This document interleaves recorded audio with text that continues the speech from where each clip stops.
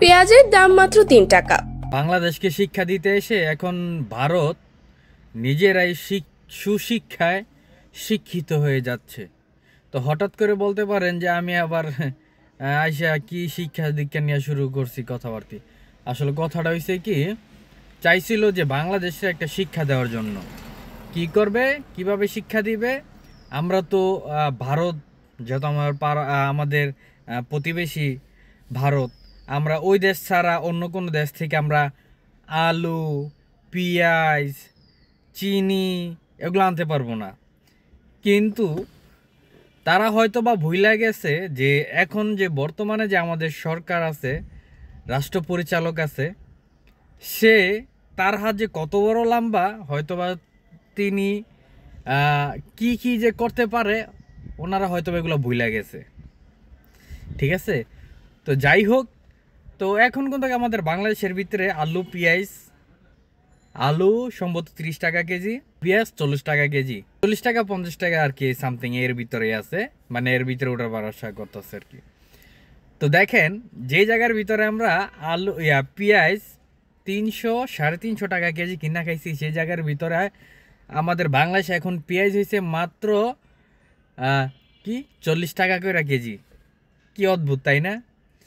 আর ভারত চাইছিল আমাদেরকে আলু, পেঁয়াজ এগুলো সাপ্লাই না দিয়ে তারা আমাদের দেশে একটা সংকট তৈরি করবে, দাম আরও বেশি বাড়ান, মানে আমরা আরও বেশি কষ্ট করবো আর কি, এরকম কিছু।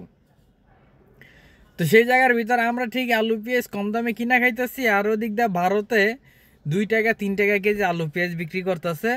আর কৃষক ভাইরা আলু পেঁয়াজ মাঠের ভিতরে ফেলে তারা এখন আন্দোলন করতেছে, তারা এখন না খেয়ে মইরা যাবো, এরকম কিছু একটা অবস্থা। তো হয়তো বা আপনারা মনে করবেন যে এটা আমি আমার নিজে থেকে আমি বানায় বানায় বলতেছি না।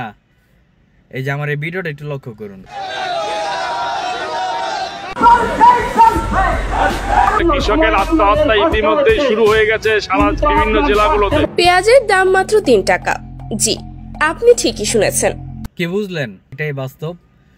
যে একটা কথা আছে না, শত্রু যেমনই হোক তাকে দুর্বল ভাবতে নেই।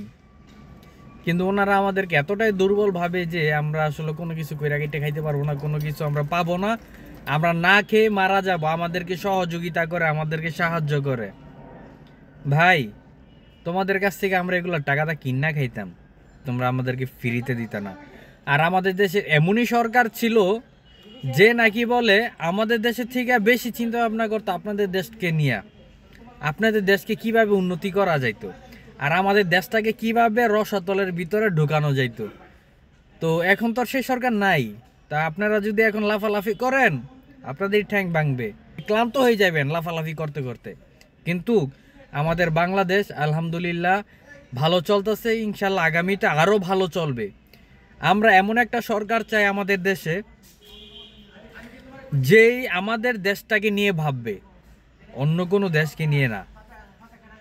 ঠিক আছে, তো এক সরকার তো আপনাদেরকে নিয়ে অনেক ভাবতো, 17 বছর আপনাদেরকে খাওয়াইছে। চিনি চিনি আমাদের বাংলাদেশে চিনির কলের অভাব নেই, আমাদের বাংলাদেশে চিনির কল অপ্রাইখে আপনাদের ইন্ডিয়া থেকে চিনি আনাইছে। আর আমাদের দেশের চিনি শিল্প একদম তিলে তিলে ধ্বংস হয়ে গেছে। তো এখন তো ঠিকই এই চিনির কলগুলো আবার পুনরায় চালু করতেছে। ইনশাল্লাহ চিনিও আর আপনাদের দেশ থেকে আমাদের কিনাই না খাইতে হইব না। ঠিক আছে, আমাদের বাংলাদেশেরই উৎপাদন হচ্ছে। দোয়া রইল কৃষক ভাইদের প্রতি, আর যারা এই উদ্যোগগুলো নিয়েছে তাদের প্রতি। ধন্যবাদ সবাইকে। আসসালামু আলাইকুম।